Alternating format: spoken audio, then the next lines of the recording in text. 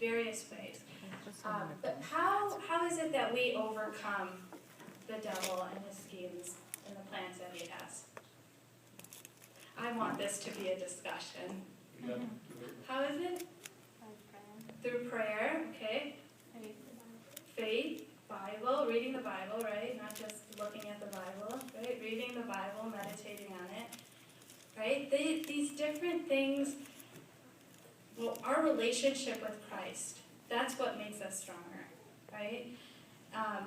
The devil has this full intention of ruining our lives. With every step that we take, he wants to destroy us.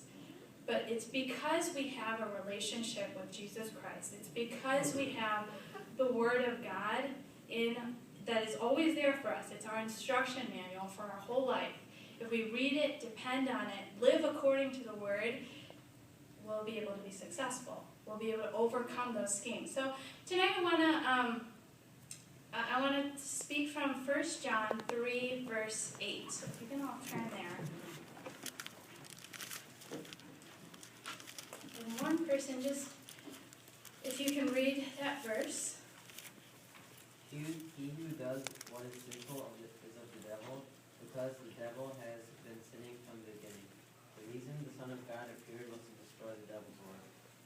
Right. So if you look at that verse, it provides you with the background and then the result, like what the solution is. Jesus Christ, he came into this world to set us free from our bondages, to set us free from the power of sin. He came to destroy the work of Satan in our lives. The devil is the enemy in our lives, but what does that enemy try to do? He tries to, there you go, steal, kill, and destroy. He tries to make us dwell on these ungodly habits, behaviors, thoughts. But if we have Christ in us, if we submit our lives to Christ, then we can overcome those. So if we can read, let me ask you this. What is this year's PYPA theme? What's the theme for this year's PYPA?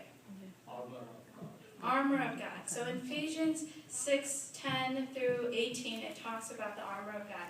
If you specifically look at verse 10 and 11, there are 3 actions that it mentions. So if we can turn there, Ephesians 6, 10, and 11. Finally, be strong in the Lord and his mighty power.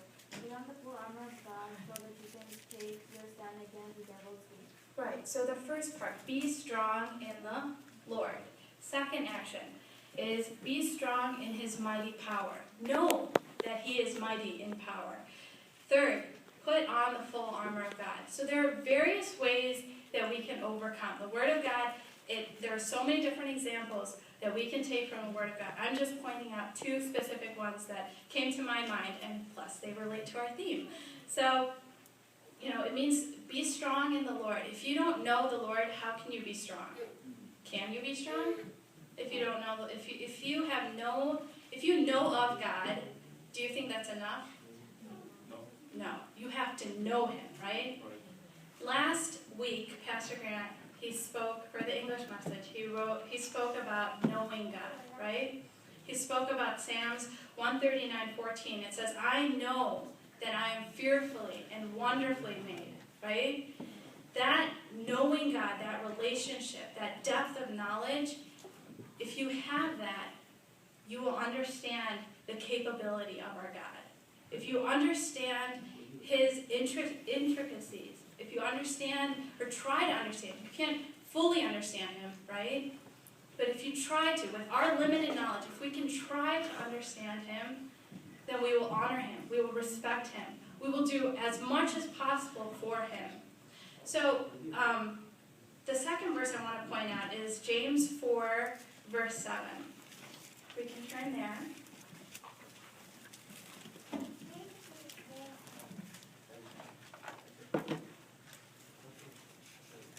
James 4, verse 7.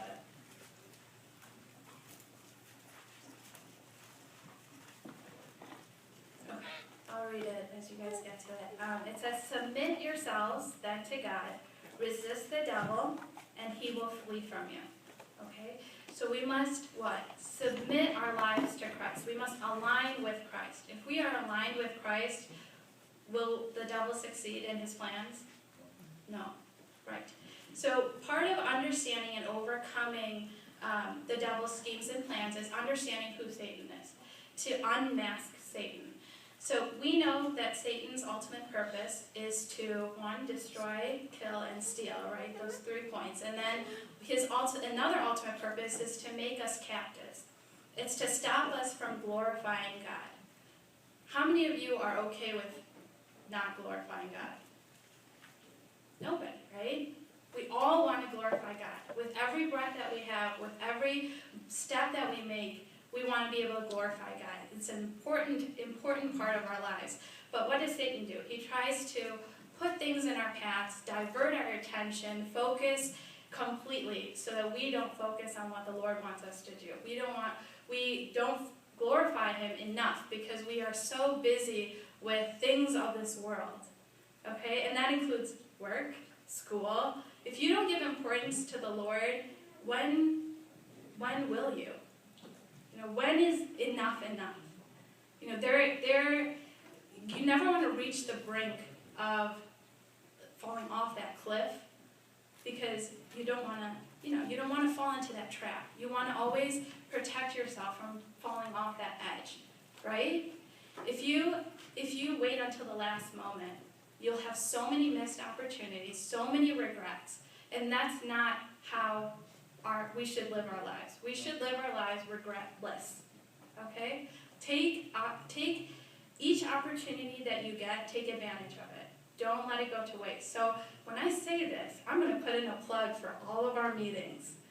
Monday, Friday, Saturday, Sunday. And I said this during one of the Friday meetings. I said that the commercial, Sensodyne commercial, it's, Doctor recommended, right? God recommends, I promise you, I know this for a fact, God recommends that attendance is needed. It's what builds your fellowship, it's what builds your knowledge about the Word of God, and if you can come to each of these meetings, all of them, if you come with an attitude and your heart is open, you'll receive something from the Lord. But if you come here with an attitude of, I just want to see what's going on, you're not going to get much. So come with an open understanding. Know that Satan is trying to, again, divert your thoughts. Always be focused when you come before the presence of God. We might think that the things that Satan brings in our path, we might think, oh goodness, it's too powerful. I can't overcome it. You might think that. But if you align yourself with Christ, you can. Right? What does Philippians 4:13 say? Say it from memory. I know you know it. Say it from memory. I can do all things through Christ who gives me strength. What does John 8:32 say? And you shall know the truth, and the truth shall set you free. Each and every one of us, if you claim you're a child of God, you know the truth. You know the truth. You're held accountable. That's what yesterday Pastor spoke about. You're accountable for your words, actions, deeds. So if you're accountable for everything that's written here, you know that this is living, breathing. You know that this is what we should be living by. And if you don't live by it, if we don't live by it, I'm including myself in this, if we don't live by it, we're going to be judged, right? One day there's judgment, and God's going to ask us, you were given this opportunity, or you were given this moment, why didn't you stand up for me? So, what I wanted to emphasize is the point that we can achieve this freedom and overcome Satan and his plans if we, number one, acknowledge that Jesus Christ has the power to save. Jesus Christ has the power to overcome. He crushed the head of Satan when? On the cross of Calvary. And we just need to always keep that in our minds and our hearts. Next, believe that you're free through the Word of God, through Christ, His power. Build your relationship with Christ on a daily basis. Always always read the Word of God, meditate on it. That's another thing. Friday meetings, I wanted the kids to come here to pick a verse and be able to speak about it, speak about how it's impacted their lives. Next thing is to firmly commit yourselves to God's process of deliverance. God has different ways of delivering us. It's not all the same. Each and every person sitting here is unique in their own way. So God might not save Ruth the same way that he saves Karen. It's going to be different. But we have to understand the methods of deliverance. And you can see that in James 4, 6 to 8.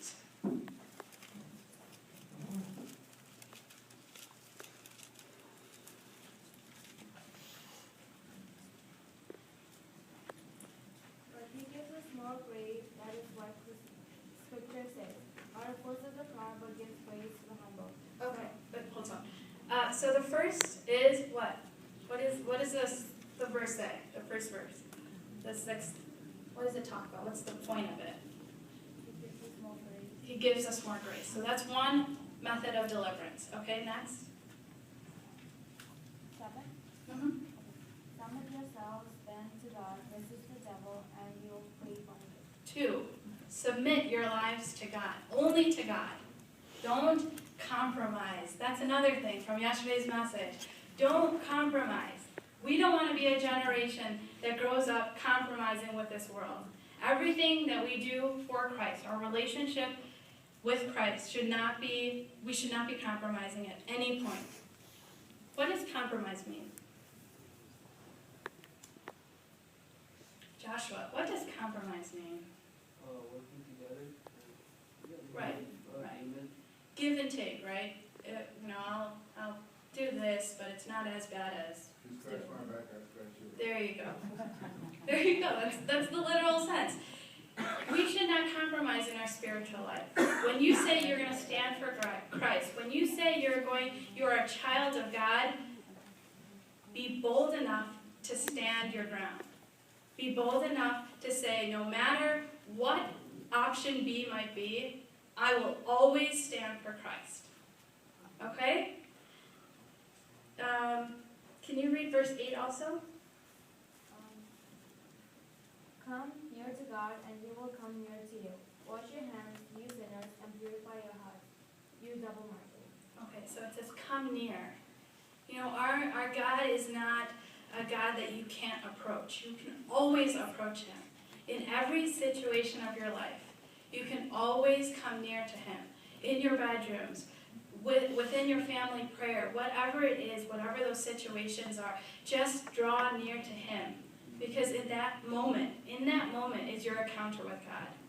You know, when you wholeheartedly can come before him like an innocent child, you will hear from the Lord, and he will strengthen you. He will give you the strength that you need to overcome whatever obstacles might be in your way.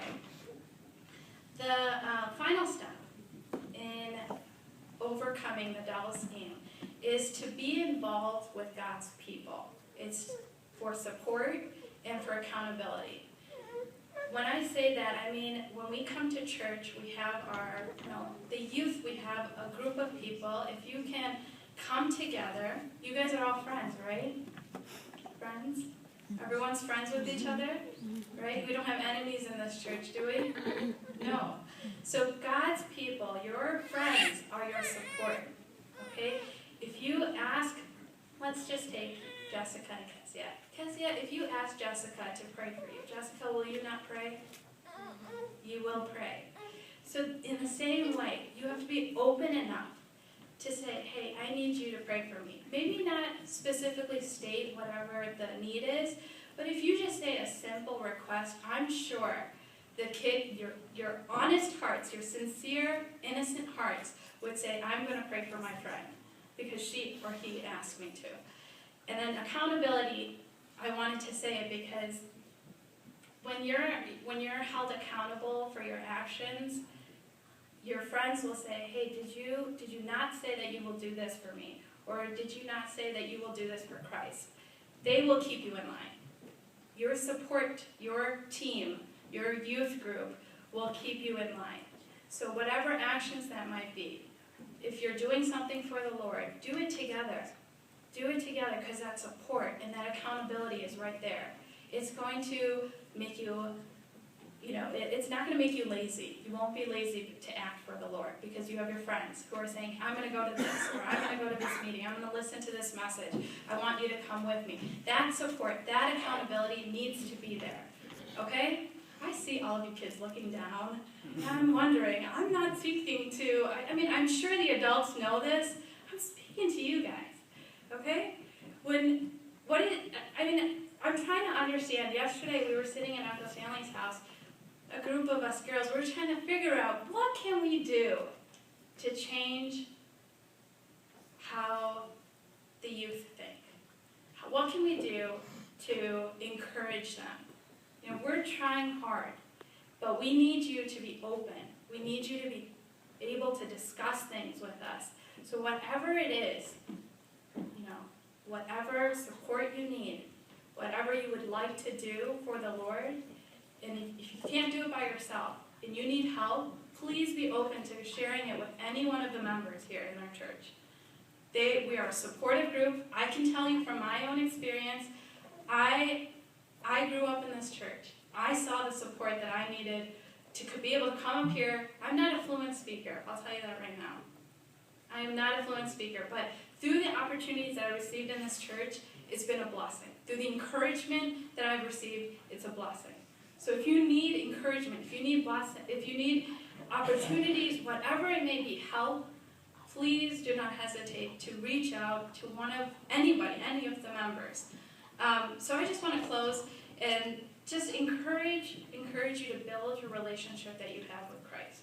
Encourage you to not let the actions that you do, don't compromise for this world. The world is temporary. This world is temporary.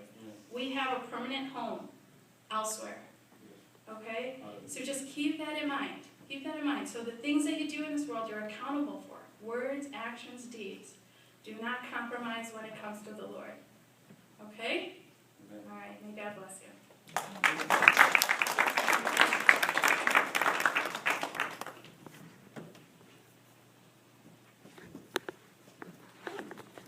Okay, so